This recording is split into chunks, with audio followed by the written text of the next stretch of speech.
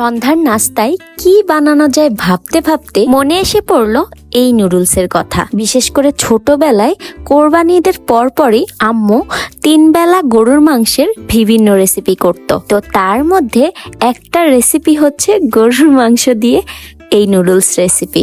যেহেতু এখন আমিও আম্মু হয়ে গেছি, সো ওই নেচারটাই মনে হয় চলে আসছে। তবে আগের সময় আমি দেখি নাই এত ঘটা করে রান্না করত, জাস্ট কোনো রকম ঝটপট করেই এই গরুর মাংস দিয়ে নুডলসটা রান্না করত, কি যে স্বাদ লাগতো। তবে আমি বেশ ঘটা করেই রান্না করেছি। সবার প্রথমে প্রেসার কুকারে মাংসটা ভালো মতন সিদ্ধ করে নিয়েছি, তারপরে আলু কুচি করে সেটা আর নুডলস একেবারে আমি পানিতে সিদ্ধ করে নিয়েছি। তারপরে সবচেয়ে মজার পার্টটা, যেটা ধাপে ধাপে আপনাদের সাথে আমি শেয়ার করেছি।